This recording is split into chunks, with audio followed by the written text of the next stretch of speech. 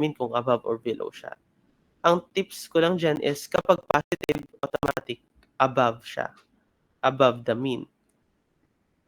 Kapag negative yung z-score, below the mean. Ganun lang siya. Pag negative, below. Pag positive, above.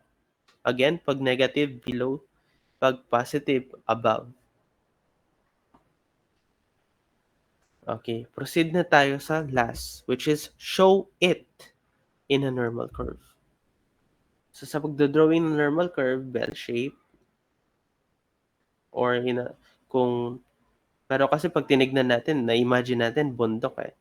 So ayan, sa pinakagitna, 0, 1, 3. Laging 1 to 3 yung mga nandito. Negative 1, negative 2, negative 3. Next, hindi pa tayo pwedeng magtapos dyan. Kailangan pa nating ipakita yung mismong raw score or yung actual measurement. So according sa property ng normal curve distribution, if I'm not mistaken, yung pangatlo, ang gitna niya is yung mean median mode, di ba? So therefore, yung gitna dito, yung mean. So ano ba yung mean natin? Sample mean, 40. We have 40 dito. Next, ano ang standard deviation natin? Yun yung measurement apart ng another z-score from another z-score. Yung layo nila sa isa't isa. So we have 5. So kung ang layo nila sa isa't isa is 5, dapat ang nandito is 45. So ganun siya. Mag-a-add tayo ng 5 papunta sa right, magma-minus ng 5 papunta sa left.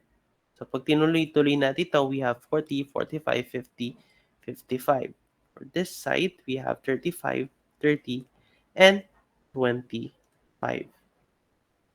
Ito yung mga ano niyan, raw score, yung actual measurement. Kaso kung wala yung mga ano dito, kung let's say binura natin, kung for example lang, wala yung mga to, ang nandito is 40, 45, 50, 55, 35, 30, 25. Pag pinahanap niyan sa atin yung mga area, di na natin mahanap kasi sa Z-table walang 40, walang 45, walang 50.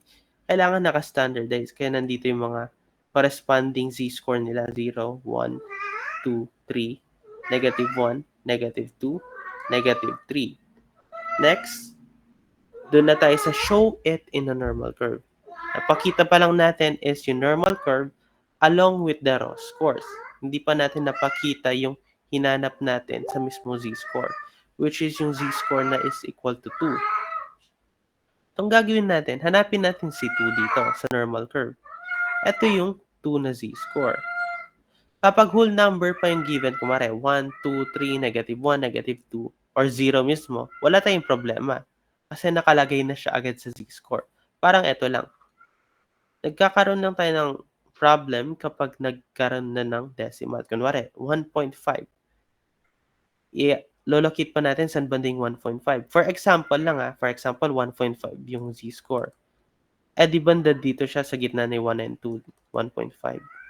Pero kung whole number na yung given, or for this example, si 2 lang, ang gagawin natin, bilugan lang natin yung 2 and yung raw score. Paano natin i-check kung tama yung nabilog natin?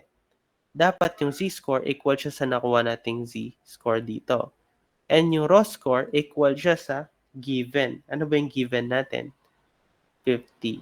So pag equal sila sa dalawang to, ibig sabihin tama yung nabilugan natin or yung nalocate nating z-score and raw score sa normal curve. Sige, another example before tayo mag-proceed sa next lesson. Number 2. So x is equal to 40. Standard deviation is equal to 8. Mean is equal to 52.